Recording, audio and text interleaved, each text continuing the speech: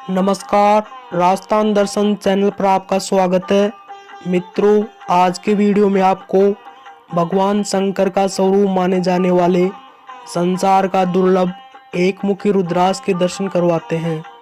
ये पृथ्वी का दुर्लभ एकमुखी रुद्राक्ष त्रिवेणी धाम के पीठाधीश्वर संत श्री राम ऋषिपाल दास जी महाराज के शिष्य ओम प्रकाश महाराज उर्फ संतोष चौहान के पास है।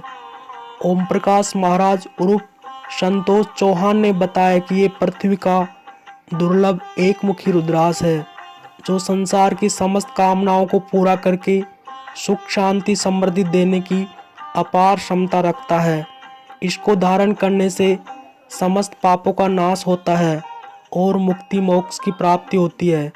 ऐसा शिव पुराण और देवी भागवत पुराण में वर्णन है।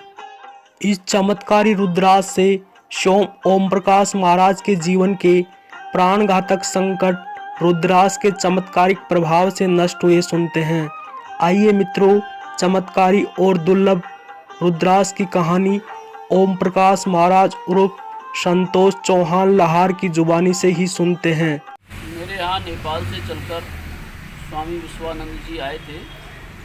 उस समय मैं बहुत संकट के हालात में था, जीवन नष्ट होने के कागार पर खड़ा था। मेरे नाम 3 प्रकरण दर्ज थे, न्यायालय में विचाराधीन थे और उनका जजमेंट होना था। मेरे प्रकरण संगीन थे। पूर्व में 6 आरोपियों को सज़ा हो चुकी थी। मेरे गवाह भी खिलाफ लगे थे, मृतक बयान भी थे और उनमें सज़ा होना निश्चित था। स्वामी जी ने मुझसे कहा कि ईश्वर ने मुझे भेजा है तुम्हारी सहायता के लिए, और उन्होंने मुझे एक रुद्राक्ष दिया और इसका पूजन विधान बताया।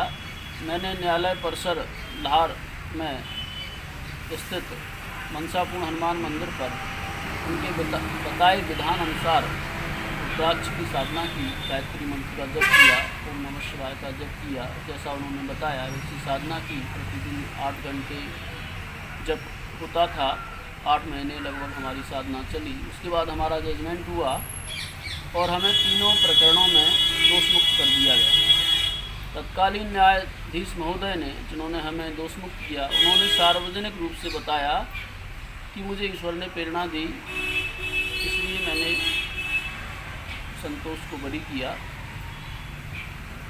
ये मेरे जीवन का प्रत्यक्ष चमत्कार था। इससे मेरा ईश्वर पर विश्वास बढ़ा और मुझे लगा कि सत्कर्म करने का फल निश्चित मिलता है। स्वामी जी ने कहा था कि तुम्हारा जब संकट खत्म हो जाए तो उसके बाद रुद्राक्ष से किसी तरह की कामना मत करना, किसी तरह से प्रार्थना मत करना। तो मैंने रुद्राक्ष भगवान को रख दिया था। कुछ दिनों से मेरे दिमाग में विचार आया कि इतने अनमोल और शिव का स्वरूप माने जाने वाले रुद्राक्ष भगवान को की शक्तियों का कुछ जन कल्याण में उपयोग किया जाए। कुछ विद्वानों से मैंने परामर्श लिया है और इस तरह के बहुत सारे शास्त्रों के विधान के उपाय हैं जिससे लोगों के बड़े से बड़े संकट को हटाया जा सकता है। देवी पुराण और भागवत में इसका वर्णन है। भगवान शंकर के आंसू से इसकी उत्पत्ति है, यानी ये भगवान शंकर के अंश का स्वरूप है।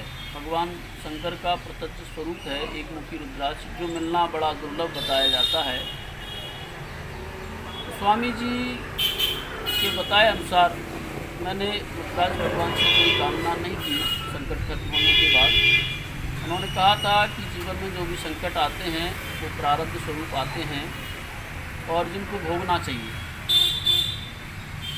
उन्होंने भीष्म पितामह का भी उदाहरण दिया था कि भीष्म पितामह को इच्छा मृत्यु का वरदान था।